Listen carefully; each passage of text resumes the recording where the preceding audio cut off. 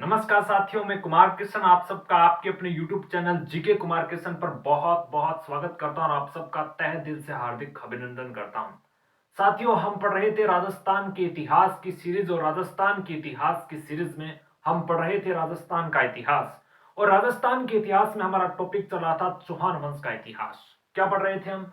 चौहान वंश का इतिहास। चौहान वंश का चौहान चौहान वंश का इतिहास। साथियों, चौहान वंश के इतिहास में हम पढ़ चुके हैं अर्णोराज्य यानी अन्नाजी तक हम पढ़ चुके हैं। पिछली क्लास थी, इसमें हमने पढ़ा था अर्णोराज के बारे में, अर्णोराज चौहान के बारे में, यानी अर्णोराज यानी अन्नाजी चौहान, जिसकी हत्या की थी उसके पुत्र जगदेव ने। साथियों, जगदेव है जो उसकी हत्या कर देता है और उसके बाद चौहान वंश के अगले शासक अर्णोराज चौहान के बाद बनते हैं जगदेव चौहान। तो अर्णोराज के बाद दूसरे शासक बनते हैं जगदेव चौहान। जगदेव चौहान है जो अर्णोराज की 1155 ईस्वी के आसपास इसकी हत्या कर देता है और जगदेव अजमेर का शासक बन जाता है, चौहान वंश के अगले शासक बन जाते हैं। साथियों, जगदेव है जो लगभग 3 वर्ष तक शासक करता है अजमेर पे, अपना शासन करता है चौहान वंश का शासक जगदेव चौहान ने। तो 1155 से लेकर के इसका शासनकाल है वो 1158 तक रहा। और इसके बाद जगदेव चौहान का एक भाई होता है जिसका नाम है, जो कि सपादरक्ष के यानी चौहान साम्राज्य के अगले शासक बनते हैं, जिसको जो चौहान वंश का स्वर्ण काल के नाम से, जिसके शासन काल को चौहान वंश का यानी सपादरक्ष का स्वर्ण काल के नाम से जाना जाता है। वो एक ऐसे शासक थे, प्रतापी शासक बनते हैं, जिसको चौहानों का एक दैदित्यमान नक्षत्र के रूप में जाना जाता है। अगले शासक बनते हैं साथियों, इसी के भाई हैं विग्रहराज चतुर्थ। विग्रहराज चतुर्थ, विग्रहराज चौहान है जो उसके शासक बनते हैं। ये साथियों जगदेव के भाई थे, अर्णोराज के ही पुत्र थे। और साथियों, इस विग्रहराज चतुर्थ ने इस जगदेव की हत्या कर देते हैं, यानी इसको इसके शासनकाल पे अपना आधिपत्य ग्रहण कर लेते हैं। और जगदेव था, उसने अपने पिता अर्णोराज चौहान की हत्या की थी। ठीक है, इसलिए जगदेव चौहान को जो चौहान वंश का पितृहंता या पितृघाती कहा जाता है। ठीक है, और आपको पता है चौहान वंश का पितृ पुरुष या पितृ आदि पुरुष किसको कहा जाता है? वो कहा जाता है साथियों, जो जिन्होंने चौहान वंश की स्थापना की थी, वासुदेव चहमान को कहा जाता है। तो साथियों, अर्णोराज की चौहान की मृत्यु के बाद चौहान वंश के यानी अजमेर के शासक बनते हैं जगदेव चौहान। और जगदेव चौहान को पराजित करके इसके बाद अजमेर के शासक बनते हैं विग्रहराज चतुर्थ, जिसके बारे में आज हम पढ़ेंगे। तो साथियों, आज की जो क्लास है, आज का जो सेशन है, इस सेशन में हम पढ़ेंगे विग्रहराज चतुर्थ के बारे में। तो आज की क्लास में, आज के सेशन में हम पढ़ेंगे विग्रहराज चतुर्थ के बारे में।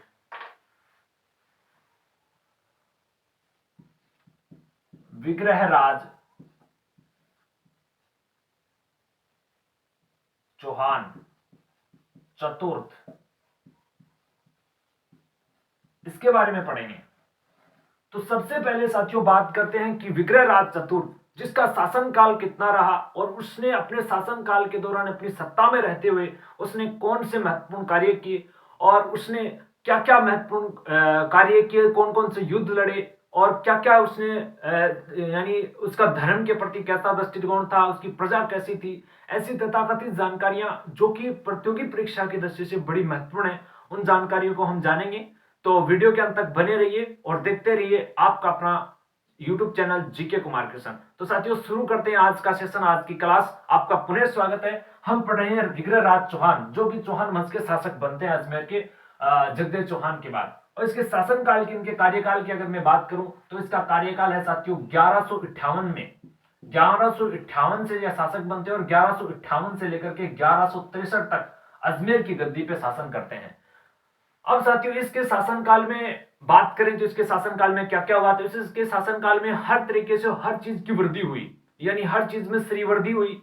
लेकिन सबसे बड़ी बात बता देता हूं आपको कि इसके शासनकाल में सबसे बड़ी वृद्धि हुई वो साथियों साहित्य में बड़ी वृद्धि हुई। साथियों, ये बहुत बड़े साहित्य प्रेमी हुआ करते थे, ये साहित्य से बहुत ज्यादा लगाव रखते थे। और साथियों, इसके दरबार में बहुत सारे कवि हुआ करते थे, बहुत सारे विद्वान लोग इसके दरबार में रहा करते थे। तो साथियों, हम बात कर रहे हैं विग्रहराज चतुर्थ के बारे में।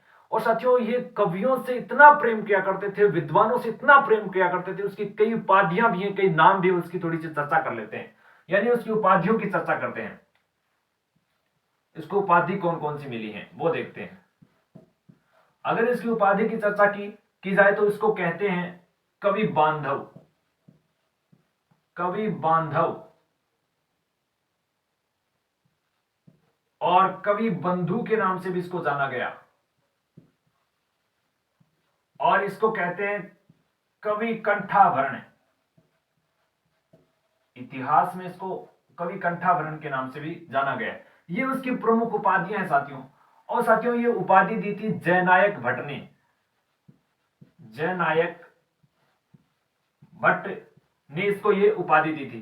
साथियों ये कवियों से, विद्वानों से इतना प्रेम करते थे, इतना प्रेम करते थे कि इसको कई उपाधि भी ऐसी मिली थी, कवि बांधव कवियों का भाई, और कवि बंधु कवियों का भाई, है ना। कवि कंठाभरण यानी कवियों के गले का हार जिसको कहा गया, वो थे साथियों विग्रहराज चौहान। अब आपको समझ में आ गया कि इसको इस प्रकार की उपाधियां क्यों मिली थी। अब साथियों इसके आगे की थोड़ी सी बात कर लेता हूं कि ये अपने दरबार में बहुत ज्यादा विद्वान रखते थे, बहुत विद्वान लोग इसके दरबार में रहा करते थे, हजारों की संख्या में विद्वान हुआ करते थे, विद्वानों को आश्रय दिया करते थे। इसलिए साथियों इसको विद्वानों का कहा जाता है आश्रयदाता। विद्वानों का आश्रयदाता, आश्रयदाता भी इसको कहा जाता है। अब देखो इसके दरबार में दो महत्वपूर्ण जो प्रमुख विद्वान लोग थे उसकी मैं बात कर रहा हूं। उसमें से एक का नाम आता है साथियों, यहां पे हम बात कर लेते हैं, एक का नाम आता है, उसका नाम था साथियों सोमदेव। आपने सुना होगा, देखो सोमदेव। और दूसरे विद्वान की बात करूं तो इसके दरबार में हुआ करते थे नरपति नाला। नाला है,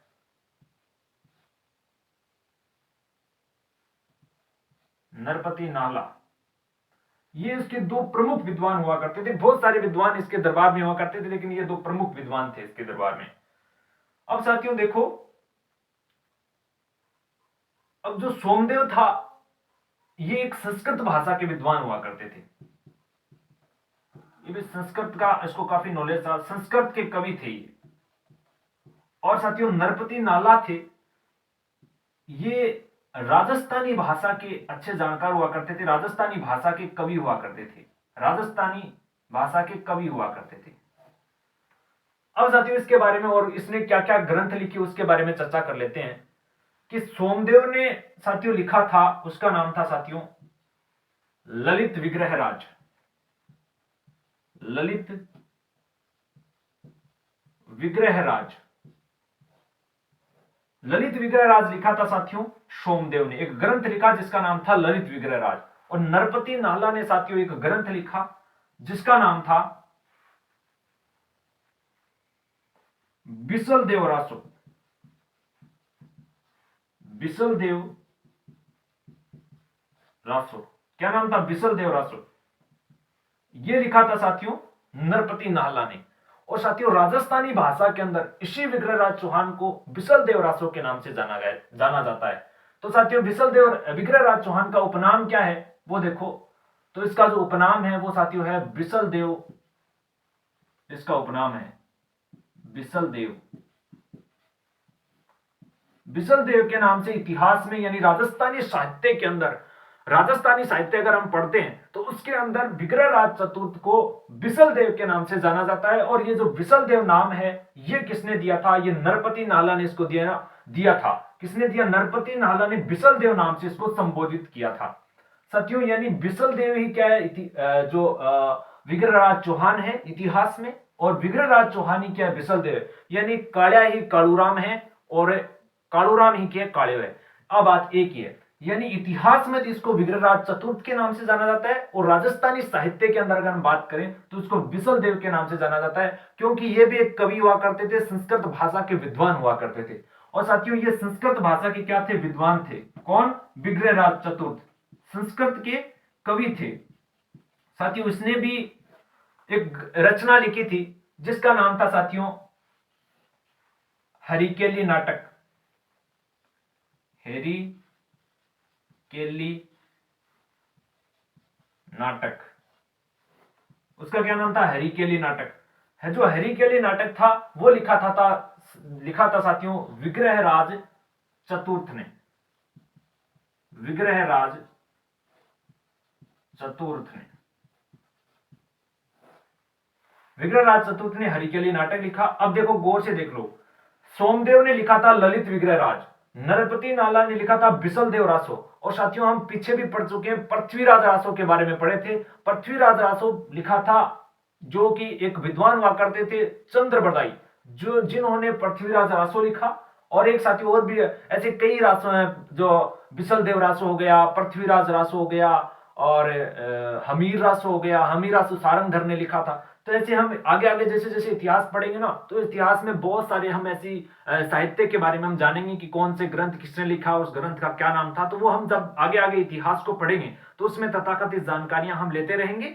तो यहां तो हम बात करते हैं इसी के आधार पे, क्योंकि हमें जिस विषय पे बात करनी है, हमारा टॉपिक क्या है, तो उस टॉपिक पे बात कर रहे हैं। तो नरपति नाला ने लिखा बिसल देव रासो, और विग्रहराज चतुर्थ यानी बिसल देव ने क्या लिखा? हरिकेली नाटक नाम का एक नाटक लिखा, जिसमें क्या है वो हम अच्छी तरीके से अब जानेंगे। तो सबसे पहले हम बात करते हैं नरपति नाहला।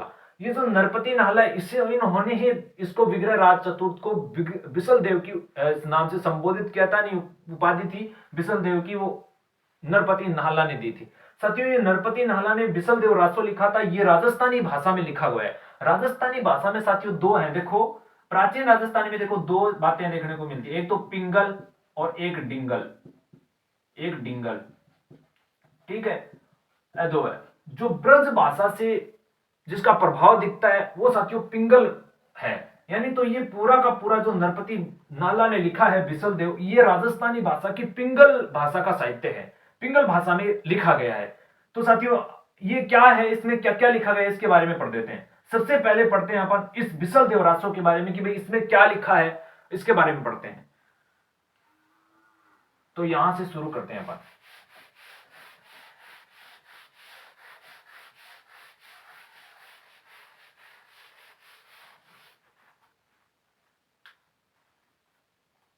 यानी बिसल देव रासो, इसकी रचना की थी साथियों नरपति नाला ने। नरपति नाला ने इसकी रचना की थी। ये पूरा का पूरा राजस्थानी भाषा में लिखा हुआ था। ये राजस्थानी भाषा के कवि थे जो कि विग्रहराज चतुर्थ के दरबार में रहा करते थे। अब इसमें क्या लिखा है, देखो इसमें क्या है, इसमें लिखा गया है कि जो इसके चार खंड है साथियों, इसके चार, बिसल देव रासो के चार खंड है। जो प्रथम खंड है उसमें लिखा गया है कि किस प्रकार बिसल देव यानी विग्रहराज चतुर्थ हैं, वो उज्जैन जाते हैं कुंभ के मेले में, और वहां पर उसको एक राजा मिलते हैं, उज्जैन के राजा, सॉरी धारा नगरी के राजा परमार शासक भोज मिलते हैं। तो उसको पहले में ये लिखा, उसकी प्रेम प्रसंग की बातें हैं। धारा नगरी के नरेश, धारा नगरी के परमार नरेश मिलते हैं उसको, भोज, राजा भोज। आपने सुना होगा कहां राजा भोज कहां गंगू तेली, भोज जानी भोज, राजा भोज। तो वही द्वारा नगरी के तो राजा भोज थे, धारा नगरी की गंगू तेली थी, है ना। कहां राजा भोज कहां गंगू तेली। तो साथियों पहले में जो जिसका पहला खंड है, जिसमें उसके प्रेम प्रसंग की यानी लव स्टोरी है, इसके बारे में लिखा गया। और राजा कैसी है वो देखता हूं, मैं आपको बता देता हूं थोड़ी सी बातें। धारा नगरी के नरेश हुआ करते थे राजा भोज, और राजा भोज की साथियों एक लड़की हुआ करती थी, एक बेटी हुआ करती थी, एक कन्या उसके हुआ करती थी। उसका नाम था साथियों राजमती। राजमती, क्या नाम था? राजमती। अब साथियों ये बिसल देव उस उज्जैन में कुंभ के मेले पे गया हुआ था और इससे मिला, और इसकी पुत्री इसके साथ थी। कौन थी? राजमती। अब इसको जैसे ही विग्रहराज चतुर्थ इस राजमती को देखते हैं तो साथियों फर्स्ट एंड साइट, पहले प्यार वो क्या कहते हैं, पहली नजर का प्यार हो जाता है उसको। कहते हैं ना कि ये तो उसी टाइम बोल देता है हम तुमको दिल दे चुके सनम, हम तुम्हारे हैं तुम्हारे सनम। तो ऐसी बातें बोल देता है। और साथियों ये चलो एक बड़ी कहानी है इसमें, लेकिन हम कहानी की तरफ नहीं जाकर के थोड़ा सा सारांश इसको जान रहे हैं। तो साथियों इससे उसकी मोटा मोटी बात है, इसकी शादी हो जाती है, विग्रहराज चतुर्थ की शादी हो जाती है राजमती से। अब भाई इसकी शादी हो जाती है अच्छा घर पर आ जाए हैं, इंजॉय शुरू कर दें।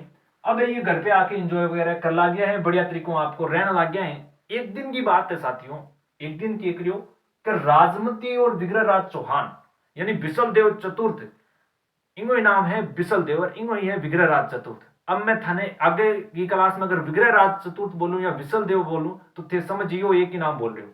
तो क्या है राजमती और बिसल देव दोनों आपस में एक समय बैठा चौपड़वासा खेल रहा, समझ गए। बी टाइम यहाँ आज वाला टाइम यहाँ नहीं होगा पबजी लूडो वगैरह वह खेल ले टाइम पास कर ले, नहीं बी टाइम पहली चीज को नहीं तो बैक ये भी जन चौपड़वासा यहाँ का खेल होया करता टाइम पास करने के लिए। तो एक ही है कि बी टाइम चौपड़वासा खेल रहा राजमती और विग्रहराज चतुर्थ। अब भी टाइम क्यों हो कि एक एक आपको पता है कि जब पति और पत्नी आपस में हंसी मजाक करते हैं या बैठते हैं तो आपस में क्या है कि एक दूसरे के मतलब वो उसके अपने ससुराल की मतलब निंदा करता है, यानी बातें बताता है। वो अपने ससुराल के बारे में बताते हैं कि भाई तुम्हारे चाचा ऐसे हैं, मेरे यानी ससुर के बारे में ऐसी, और वो कहता है अपने ससुराल वालों के बारे में। तो इसी प्रकार उसके विद्या में कुछ बातें हो रही थी, ये उसके ये उसके पीहर की निंदा कर रहा था, ये उसके पीहर भाई तेरे ससुराल तेरा पीर वाला ये है, मैं गयो पिछली बार तो मैंने किया कि साला जी पूछो को नहीं यहाँ तेरे वन पूछनो बेरो को नहीं मेरे कनी कौन बैठे, इस तरह की बात अठांगे हो ला रही। अन चालता चालता है किशोर तानो मार दियो, कौन? राजमती। राजमती विग्रह राज चतुर्थ ने एक तानो मार दियो के थारो राजस्थान पर ससुराल की बात आई बोल थारो राजस्थान में की है और नीरस रेगिस्तान है, इमा न तो कोई पानी व्यवस्था न अकाल ही अकाल पड़े है, कोई मतलब कोई ढंगो है कोई गर्मियां है लू चले, इस तरीके को विग्रह राज चतुर्थ ने तानो मार दियो और बोली के मेरो मालवो देख बड़ा चारों से हरियाली है, चारों तरफ हरियाली हरियाली है, देखा बट तक ठंडी ठंडी हवा है, ये गर्मी का मौसम को नहीं यहाँ की बात करी। आ बात की इन्हें चुभ गई कि विग्रह राज चतुर्थ के थोड़ी सी गलत लागी और रूट गयो ऐसे क्यों हो और रूट गयो रूस गयो और रूट गया था, रूट के ये चला गया था साथियों उड़ीसा। कहां चला गया था? उड़ीसा चला गया। और उड़ीसा चला गया साथियों 12 वर्षों तक उड़ीसा से नहीं आया। देख लो क्रीज बड़ी कड़ी चीज है, 12 वर्षों तक ये उड़ीसा से नहीं आया और ये पीछे राजमती इसके वियोग में तड़पती रही, बुरी तरीके से करती रही कि तड़प तड़प के दिल से आह निकलती है मुझको प्यार की सजा दी, ऐसा क्या गुनाह किया तेरी मोहब्बत में हम बिछड़ गए। तो इस प्रकार से ये पीछे का इसमें वर्णन है, इस विसल देव रासों में इस प्रकार की बातें लिखी गई हैं।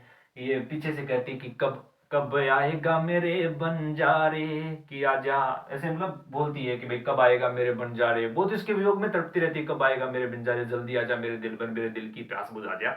अब ये इसके पीछे से 12 साल तक इसके वियोग में तड़पती रही पर भाई साहब ये आया ही नहीं। बड़ा तकड़ा आदमी था भाई, मन का सच्चा था, आया ही नहीं, ये तड़पती रहती पीछे कि मेरे दिल भर आ जा, मेरे दिल की प्यास बुझा जा। अब यहाँ तो मेरे को नहीं भैया कोई आ तो कोई बाल्टी बुल्टी भर गिला तो प्यास बुझा तो किया ही प्यास बुझा तो अपन ध्यान को नहीं की तरह प्यास ही किए बुझा तो वो अगला खुद जा। ठीक है, अब क्या है इसको जो पति पत्नी और इसका जो रूठने का जो संवाद है उसके पीछे से जो इसका जो ये वियोग रस में तड़पती है उसका जो वर्णन है वो बिसल देव रासों में वर्णन किया गया है पूरा का पूरा। और इसमें वर्णन है बिसल देव रासों में कि किस प्रकार से, क्योंकि ये जो पूरा का पूरा ये वियोग रस में लिखा गया है, वियोग रस में साथियों जब क्या है हीरो हीरोइन है ना, नायक और नायिका आपस में बिछड़ जाते हैं ना तो उसमें वियोग मतलब उत्पन्न हो जाता है, वियोग रस में लिखा जाता है। और जब नायक नायिका और हीरो हीरोइन आपस में मिलते हैं ना तो वो होता है संयोग रस। क्या होता है? संयोग रस।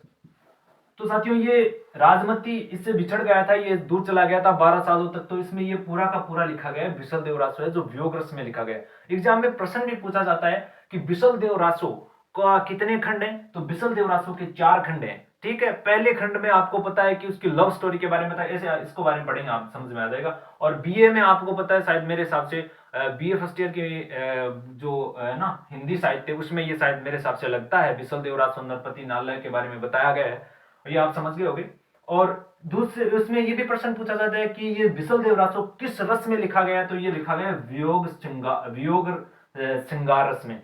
साथियों ये 2 होते हैं, वियोग श्रृंगार रस कई होते हैं, वियोग श्रृंगार रस, संयोग श्रृंगार रस ऐसे होते हैं। तो साथियों ये लिखा गया है वियोग श्रृंगार रस में लिखा गया है। और इसमें बात आती है कि बिसल देव राठौर की नायिका कौन है, हीरोइन कौन है, तो वो है साथियों राजमती, जो कि उज्जैन के, जो कि मालवा यानी उज्जैन के शासक हुआ करते थे, परमार शासक राजा भोज जिसकी पुत्री है और विग्रह राज चतुर्थ की पत्नी है, प्रेयसी है। तो साथियों ये तो आपको समझ में आ गया कि बिसलदेव रासो में क्या लिखा गया है। तो ये था बिसलदेव रासो जिसके बारे में बातें की हमने। अब साथियों आगे चलते हैं, आगे की ओर कहानी बढ़ते हैं। एक साथियों हमने इसके बारे में पढ़ा था कि ये बिसलदेव रासो के बारे में, एक और हमने जाना था कि उसके दरबार में दूसरे कवि, एक दरबारी कवि हुआ करते थे जिसका नाम था सोमदेव। तो सोमदेव ने देखो क्या लिखा, सोमदेव ने लिखा था साथियों ललित विग्रह राज, ललित विग्रह राज, इसने लिखा ललित विग्रह राज, ये लिखा सोमदेव ने, सोमदेव ने।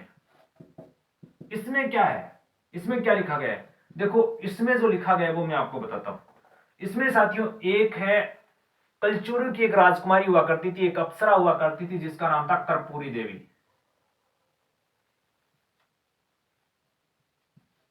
कर्पूरी देवी, कर्पूरी देवी, कर्पूरी देवी हुआ करती थी।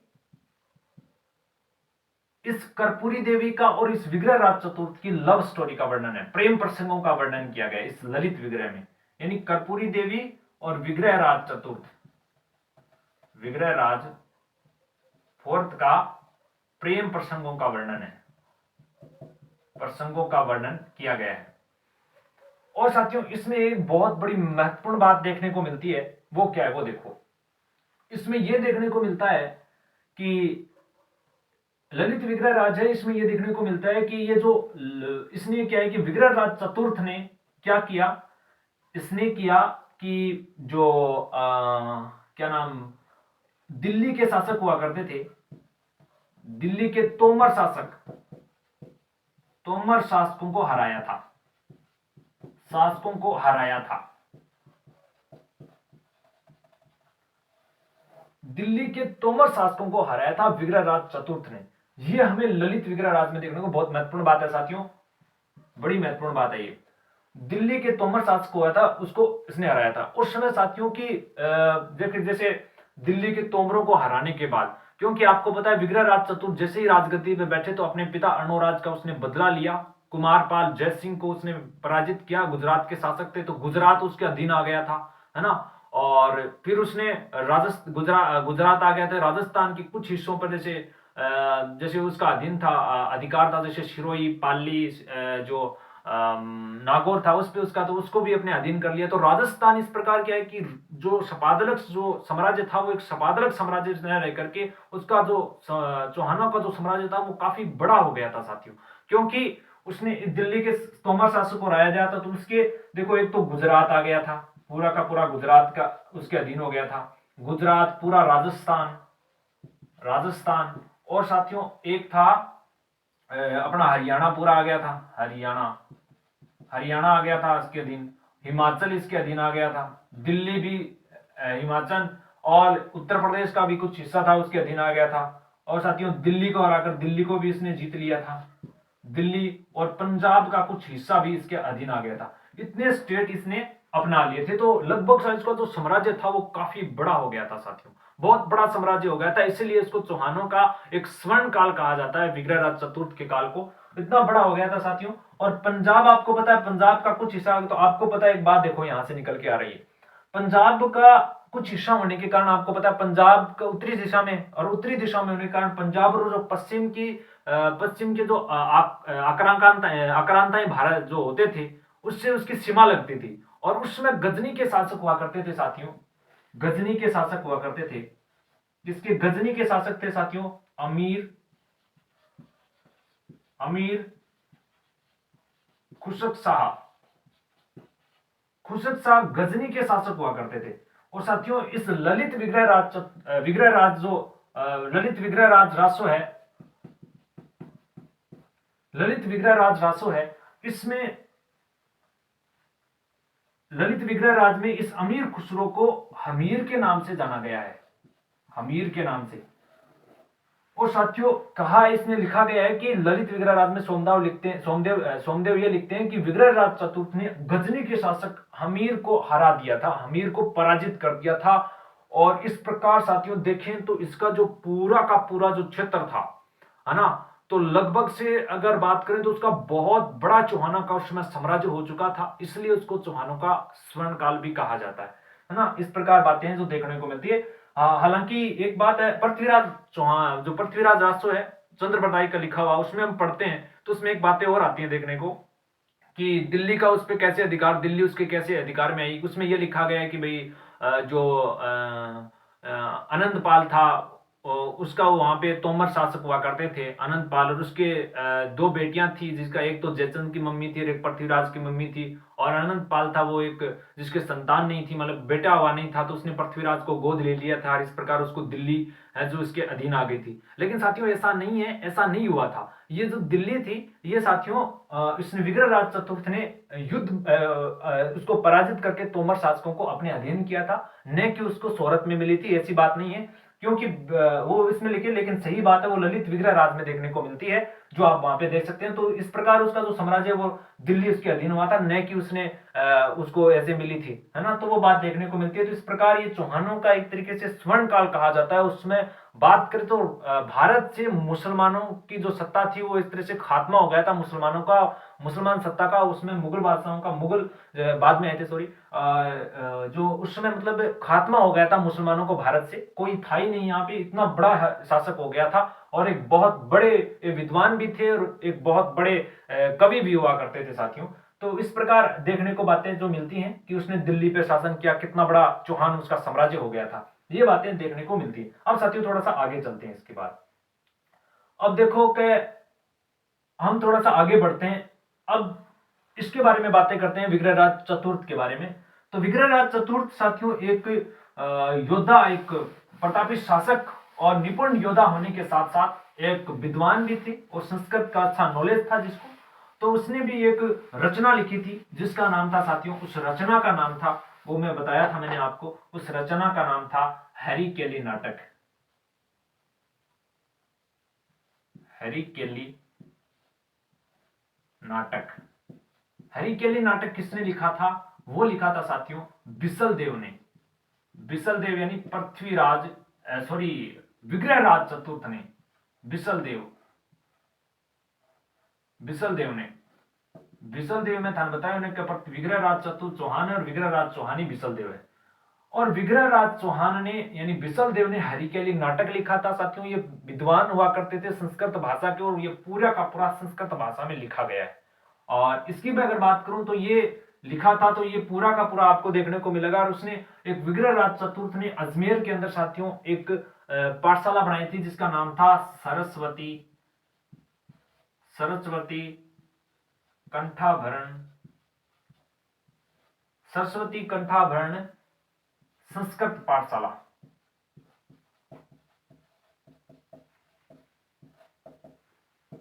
सरस्वती कंठाभरण संस्कृत पाठशाला उसका नाम था। इस पाठशाला में साथियों जो बनवाई थी ये पाठशाला, इस पाठशाला की जो दीवारें थी साथियों, इस दीवारों पर इस हरिकेली नाटक को उत्कीर्ण करवाया था, उत्कीर्ण करवाया था विग्रहराज चतुर्थ ने। और साथियों उत्कीर्ण करवा दिया किस पे? इस संस्कृत पाठशाला में। और ये जो संस्कृत पाठशाला थी साथियों, ये उज्जैन में एक संस्कृत पाठशाला हुई थी, इसके से प्रभावित होकर के विग्रहराज चतुर्थ ने अपने यहाँ अजमेर के अंदर संस्कृत कंठाभरण, संस्कृत सरस्वती कंठाभरण संस्कृत पाठशाला का निर्माण करवाया। और इसके अंदर हरिकेली नाटक की जो लाइनें थी वो उसकी दीवारें पर उत्कीर्ण करवाई थी साथियों। बाद में हुआ क्या देखो, ये जो संस्कृत कंठाभरण सरस्वती कंठाभरण संस्कृत पाठशाला ये साथियों अजमेर में है, अजमेर में है, जो वर्तमान में ढाई दिन के झोंपड़े के नाम से जाना जाती है, वो बता रहा हूं, उसकी तरफ आ रहा हूं। तो साथियों हुआ क्या कि एक समय बाद, कुछ समय मतलब उस समय कुछ समय बाद एक ऐसा समय आता है कि उस समय भारत पे विदेशी आक्रांताएं यहाँ पे आक्रमण करते हैं। और उसमें से एक दुष्ट व्यक्ति है था, उसका नाम था कुतुबुद्दीन ऐबक, जो कि यहाँ पे आता है। और उसने क्या किया, उस पाठशाला, संस्कृत पाठशाला को किसको? संस्कृत पाठशाला पर क्या करता है, इस संस्कृत पाठशाला को तुड़ा करके उसको मस्जिद बना दी थी, मस्जिद बना दिया। राजस्थान की बात करें, अगर भारत की आप बात करो तो भारत में सबसे पहले अगर कोई मस्जिद बनी तो वह आई मस्जिद बनेगी जिनको इस संस्कृत पाठशाला को तुड़वा करके इस मस्जिद को बनाया गया। और साथियों मस्जिद बनाई गई थी ये, और ये तुड़ाई थी कुतुबुद्दीन ऐबक ने, कुतुबुद्दीन ऐबक ऐबक ने इसको तुड़वा करके इसको बनाया था।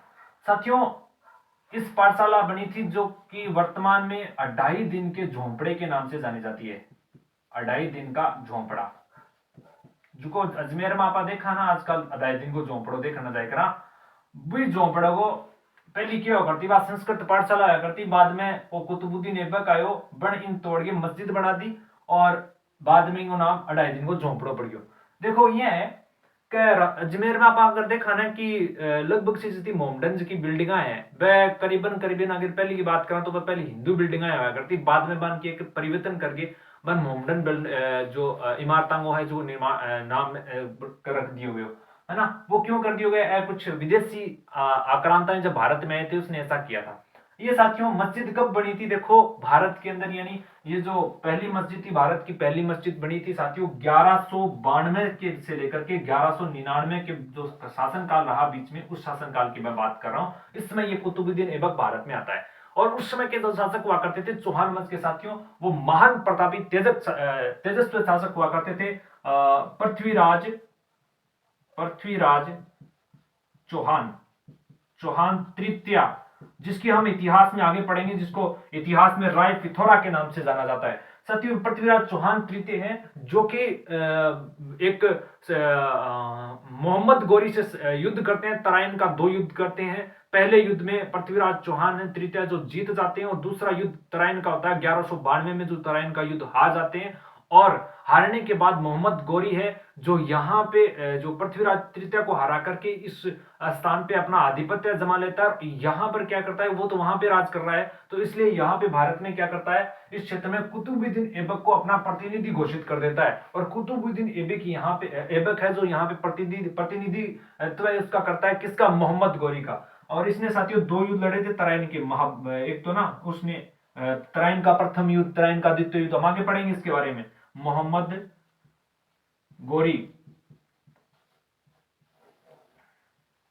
गोरी ये साथियों तराइन के द्वितीय विश्व युद्ध में तराइन का जो दूसरा युद्ध था उसमें पृथ्वीराज चौहान को हरा देता है। इसके बाद पृथ्वीराज का जो शासक था, चौहान वंश का शासक था, उस पर आधिपत्य कर लेता है। उस आधिपत्य करने के बाद उस पे क्या है कि कुतुबुद्दीन ऐबक को अपना प्रतिनिधि यहाँ का नियुक्त कर देता है भारत के अंदर। और ये मोहम्मद गोरी के कहने पर इस कुतुबुद्दीन ऐबक ने इस संस्कृत पाठशाला को तुड़वाया था साथियों, और तोड़ करके यहाँ पे क्या बना दिया था, मस्जिद बनाती थी। और साथियों मस्जिद बनी थी। अब आपको पता है देखो आज भी अगर आप देखोगे तो उसके कुछ हरिकेली नाटक है उस जो संस्कृत पाठशाला में उत्कीर्ण कराया था मस्जिद में, जो 2.5 दिन का झोपड़ा वहां पे आज भी मिलता है। देखो जब भी मोहम्मद गोरी ने कहा कि कुतुबुद्दीन ऐबक को इस मस्जिद को तोड़ दो, तो उसने तोड़ दिया था, संस्कृत पाठशाला को तोड़ दिया था। तो उसमें क्या हुआ कि उसमें सरस्वती जी की एक मूर्ति उसको तोड़ दिया, और उसके जो ऊपर गुबंद बाबंद हुआ करती थी ना, उसको तोड़ के थोड़ा सा विकृत कर दिया, और उस पर नया रूप दे दिया था, है ना, जो आप वर्तमान में 2.5 दिन के झोंपड़े के रूप में आप देख रहे हो, है ना। तो उस प्रकार उसने तोड़ करके बनाया था। तो कुछ चीजें आज भी बची हुई है, लेकिन दीवार थी ना वो वही की वही है। आज भी वही दीवार है, उसमें भी वही थी जो संस्कृत पाठशाला में। तो आज जो उस मस्जिद की जो दीवारें हैं, 2.5 दिन के झोंपड़े की जो दीवारें हैं, उस दीवारों पे आज भी हरिकेली नाटक की जो लाइनें हैं वो अंकित हैं। आप देख सकते हो, आप जब भी अजमेर में जाओगे तो 2.5 दिन का झोंपड़ा देखने के लिए, तो वहां पे आपको जरूर ये आपको देखने को मिलेगा। बिल्कुल उस पे हरिकेली नाटक है जो की लाइनें लिखी गई है, उत्कीर्ण की गई है, तो अब आपको देखने को मिल गई। तो साथियों ये 2.5 दिन का झोंपड़ा का नाम कैसे पड़ा, ये भी आपको एक बड़ा रोचक तथ्य है। क्योंकि देखो संस्कृत पाठशाला में मस्जिद बनी, भारत की पश्चिम मस्जिद, भारत की पहली, यानी राजस्थान की भारत की पहली मस्जिद हुआ करती थी 2.5 दिन का झोंपड़ा, है ना।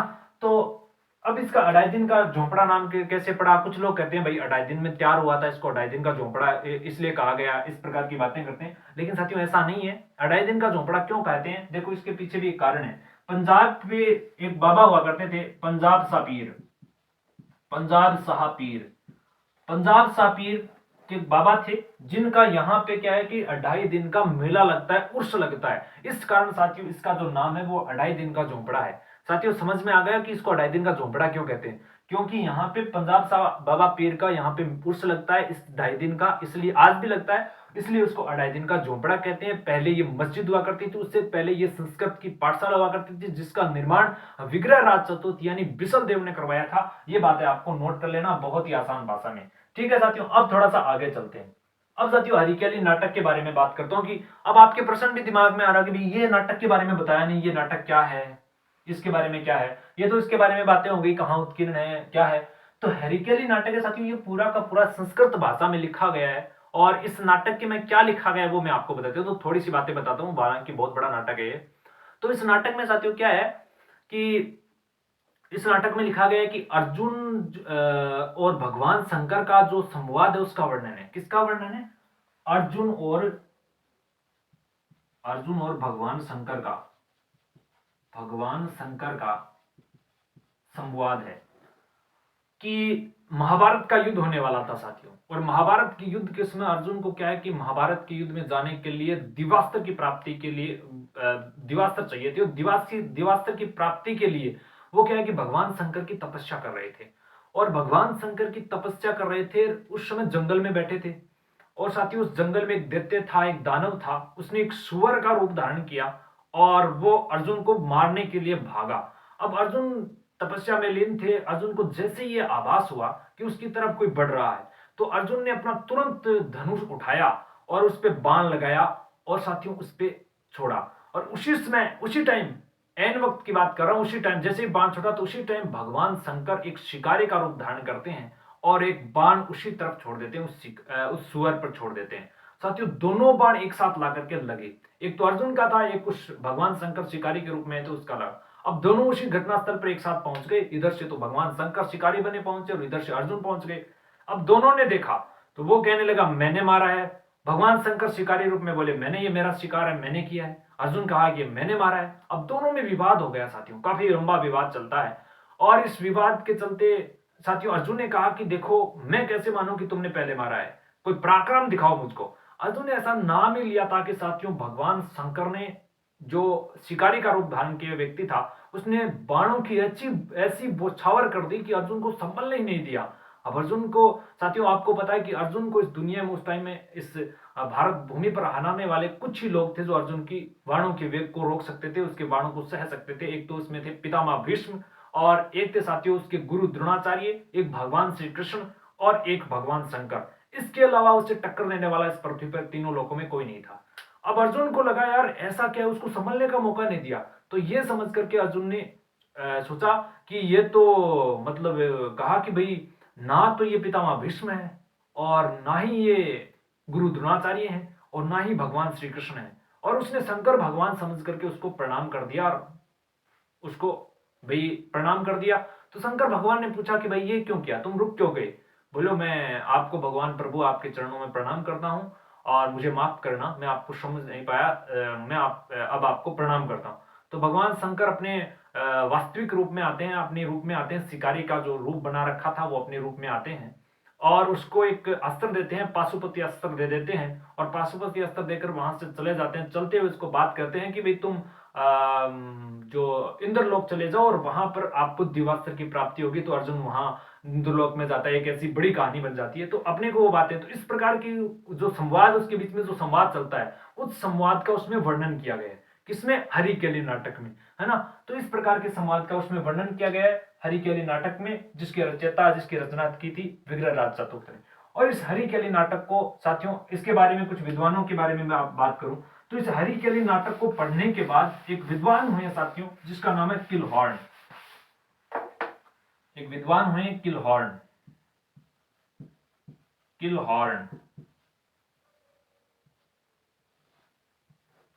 किलहॉर्न ने इस नाटक को पढ़ने के बाद विग्रह राज चतुर्थ को कहा कि जितने भी हिंदुस्तान के अंदर राजा हों इसमें से सबसे कोई हिंदू सम्राट है तो वो हिंदू सम्राट है विग्रह राज चतुर्थ। इसने इसको हिंदू सम्राट की संज्ञा दी, सम्राट कि कोई असली सम्राट है हिंदू तो वो है विग्रह राज चतुर्थ। हालांकि ऐसे कई राजा हुए हैं जिन्होंने संस्कृत के अच्छे बड़े विद्वान हुए हैं, जैसे राजा भर्तृहरि का नाम जब पढ़ते हैं तो राजा भर्तृहरि का सबसे बड़ा नाम इतिहास में साहित्य में आता है। उसने कई ग्रंथों की रचना की, उसने 3 ग्रंथों की रचना की। उसने रचना की थी जैसे वैराग्य शतक की और श्रृंगार शतक की, जो नीति शतक की। तो ये संस्कृत के बड़े ग्रंथ उसने लिखे थे। और तो ये वो भी एक राजा थे। लेकिन अगर मैं बात करूं इसकी बारे में, इसने कहा था विग्रहराज चतुर्थ के बारे में, क्योंकि उसने कहा कि भाई अगर इतिहास की अगर हम बात करें तो उसमें बहुभूति है, कालिदास है, उन जैसे विद्वानों से, उन जैसे राजाओं के से अगर कोई टक्कर ले जाता है, उन साहित्यों से, उन जैसे साहित्यिक विद्वानों से कोई टक्कर ले सकता है, तो वो एक ही उस समय हुआ करते थे, विग्रहराज चौहान चतुर थे, जिनको इसने किलहॉर्न ने इसको हिंदू सम्राट की संज्ञा दी थी। साथियों, ये स्रोत आपको राजस्थान की इतिहास के स्रोत और पढ़ते हैं, जो कि किताब है डॉक्टर गोपीनाथ शर्मा की, उसमें ये बातें देखने को मिलती है। ठीक है, अब साथियों ये बातें देखने को मिलती है। अब इसके बारे में बहुत और सी जानकारी प्राप्त कर लेते हैं विग्रहराज चतुर्थ के बारे में। अब साथियों एक बात और बता देता हूं कि जो राजस्थान का एक जिला है टोंक, आपको पता है टोंक जिला है, इस टोंक जिले में एक स्थान पड़ता है, एक गांव पड़ता है साथियों राजमहल के नाम से। और राजमहल गांव के पास एक कस्बा है जिसका नाम है बिसलपुर। क्या नाम है? बिसलपुर। बिसलपुर नाम है उसका।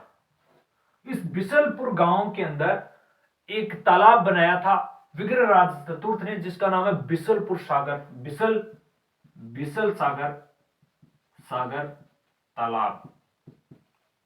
ये बिसल सागर तालाब है साथियों, ये बनाया था विग्रहराज चतुर्थ ने, नाम से पता चल रहा है देखो। और इसी बिसल सागर तालाब पे बना है साथियों बिसलपुर बांध, बिसल सागर बांध इसी तालाब पे बना है। बिसलपुर बांध बना हुआ है। तो साथियों ये जो बिसलपुर बांध है वो आज भी जो टोंक जिला है उसके आसपास के जो जिले हैं, अजमेर हो गया, ऊपर चलें तो जयपुर हो गया, इसके जो आसपास के जो जिले हैं, आसपास का जो क्षेत्र है, वहां पे जो लोगों की पेयजल की पूर्ति आज भी वो करता है। तो साथियों ये बातें थी इसके बारे में महत्वपूर्ण। अब साथियों थोड़ा सा आगे चलते हैं। अब विग्रहराज चतुर्थ क्या होता है कि साथियों समय की अपनी अपनी सीमा होती है। विग्रहराज चतुर्थ की मृत्यु हो जाती है। क्या हो जाती है? विग्रहराज चतुर्थ की मृत्यु हो जाती है। कब होती है वो भी हम बात करेंगे। तो साथियों विग्रहराज चतुर्थ की क्या हो जाती है? मृत्यु हो जाती है। कब होती है? 1163 में। बस सल्ट गयो। 1163 में इस महान शासक तदित्यमान नक्षत्र चौहान वंश के कहे जाने वाले बिसल देव रासो के नाम से इतिहास में जिसको जाना जाता है, साहित्य में जिसको जाना जाता है, विग्रहराज चतुर्थ की मृत्यु हो जाती है 1163 में। और इसके बाद अजमेर के शासक बन, यानी अजमेर की गद्दी पे बैठता है, यानी चौहान वंश के अगले शासक बनते हैं, वो बनते हैं साथियों गांगे। गांगे यहाँ के अगले शासक बनते हैं और इसने कुछ समय तक शासन किया। और इसके बाद उसके शासक बनते हैं पृथ्वीराज द्वितीय। पृथ्वीराज द्वितीय अगले शासक बनते हैं। और पृथ्वीराज द्वितीय, अब साथियों इसके दो शासकों के बारे में कोई खास बातें देखने को नहीं मिलती है, तो इसलिए हम इसका नाम ही जानना थोड़ा सा काफी रहता है। ज्यादा इसके बारे में क्यों पढ़े, एग्जाम की दृष्टि से इतने महत्वपूर्ण नहीं है। महत्वपूर्ण है वो मैं उसके बारे में आपको पूरी डिटेल के साथ बता रहा हूं। पृथ्वीराज द्वितीय जो अगले शासक बनते हैं गांगे के बाद। अब साथियों ये क्या है? निसंतान है, इसके निसंतान है, निसंतान, इसके कोई संतान नहीं है, कोई पुत्र नहीं होता है। तो साथियों अब चौहान वंश के अगले शासक बनते हैं इसके बाद, वो है साथियों सोमेश्वर देव चौहान। सोमेश्वर चौहान अगले शासक बनते हैं, सोमेश्वर चौहान। अब साथियों अगले शासक सोमेश्वर चौहान बनते हैं। ये बनते हैं शासक, कब बनते हैं? कार्यकाल की बात करूं तो ये बनते हैं 1169 में शासक बनते हैं और 1177 तक ये अपनी राजगद्दी पे कायम रहते हैं। 1177 तक उसने सोमदेव नाम आ रहा है क्योंकि सोमदेव आपको पता है ललित विग्रह राज लिखा था, वो नाम नहीं, वो तो एक कवि हुआ करते थे, दरबारी कवि हुआ करते थे बिसल देव के। और साथियों सोमेश्वर थे वो एक शासक हुआ करते थे। ठीक है, और ये सोमेश्वर कौन थे? साथियों ये सोमेश्वर थे पृथ्वीराज द्वितीय, इसी के चाचा हुआ करते थे, इसके चाचा हुआ करते थे, क्योंकि इसके संतान निसंतान थे तो इसके चाचा इसकी राजगद्दी पे बैठते हैं। और ये चाचा थे साथियों, ये विग्रहराज चौहान के भाई थे, ये विग्रहराज चौहान के भाई हुआ करते थे। और ये विग्रहराज चौहान के भाई थे, पृथ्वीराज द्वितीय के चाचा हुआ करते थे। और साथियों देखो जो अर्णोराज चौहान थे, हमने पढ़ा था पीछे, अर्णोराज चौहान के पुत्र हुआ करते थे, यानी पिता इसका कौन था, पिता थे साथियों इसके अर्णोराज चौहान, अर्णोराज चौहान इसके पिता हैं। और इसके माता की अगर बात करूं, माता उसकी हुआ करती थी साथियों कांचन देवी। हम पीछे इतिहास में जब अर्णोराज पढ़ रहे थे ना, जय सिंह सिद्धराज को हरा करके, है ना, किस प्रकार जय सिंह सिद्धराज को हराया और इसके बाद युद्ध में उसकी संधि हो गई, संधि में उसने विवाह का प्रस्ताव रखा, तो जय सिंह सिद्धराज ने अपनी बहन कांचन देवी का विवाह अर्णोराज चौहान के साथ किया था, है ना। और अर्णोराज चौहान और कांचन देवी के संयोग से ही सोमेश्वर है जो चौहान सोमेश्वर चौहान जो पैदा हुए थे, और ये सोमेश्वर चौहान बाद में शासक बनते हैं, 1169 से 1177 तक शासन करते हैं साथियों।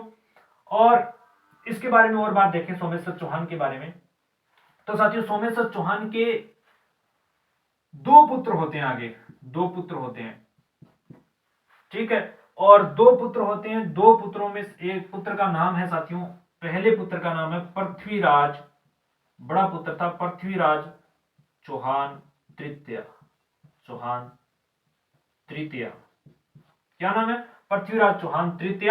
और दूसरे का नाम है हरिराम, हरिराज, राम नहीं हरिराज। सोमेश्वर के दो पुत्र प्राप्त होते हैं, पृथ्वीराज चौहान तृतीय, हरिराज। ये वही पृथ्वीराज तृतीय जिसको हम चौहान वंश में जानने का बहुत ज्यादा उत्सुक रहते हैं, ये संयोगिता वाला वही है ना, उसको जानने में बहुत ज्यादा उत्सुक रहते हैं, जिसको इतिहास में राय पिथौरा के नाम से जाना जाता है। इसके बारे में बहुत कुछ बातें, जिसने तराइन के दो युद्ध लड़े थे, तराइन का प्रथम युद्ध में वो जीते थे मोहम्मद गोरी से सामने, और द्वितीय युद्ध में मोहम्मद गोरी से वो हार गए थे साथियों। और हारने के बाद आपको पता है यहाँ पे कुतुबुद्दीन ऐबक को प्रतिनिधित्व के रूप में उसको नियुक्त किया था। ये बातें आप जानते हो, जब पृथ्वीराज चौहान के बारे में पढ़ेंगे तो उसको पूरी डिटेल चौहान वंश के बारे में जानेंगे बहुत ही आसान भाषा में। और साथियों इसके बाद ये पृथ्वीराज, इसके दो पुत्र हैं, ये बन गए। अब साथियों और जानते हैं सोमेश्वर चौहान के बारे में, थोड़ी सी बातें और बता देता हूं, क्योंकि अगले हम जो क्लास होगी उसमें पृथ्वीराज चौहान तृतीय के बारे में जानेंगे। तो सोमेश्वर चौहान है साथियों, इसका एक बात और देखने को मिलती है, पृथ्वीराज चौहान, सोमेश्वर चौहान ने अपने समय में उसने मूर्ति कला को एक नया स्थान दिया, मूर्ति कला को नया स्थान दिया। तो उसने क्या किया, मूर्ति कला में नया स्थान कैसे दिया, तो उसने क्या किया, अपने पिता अर्णोराज चौहान की एक मूर्ति बनाई थी, अर्णोराज चौहान की मूर्ति, अर्णोराज चौहान की मूर्ति बनाई थी साथियों,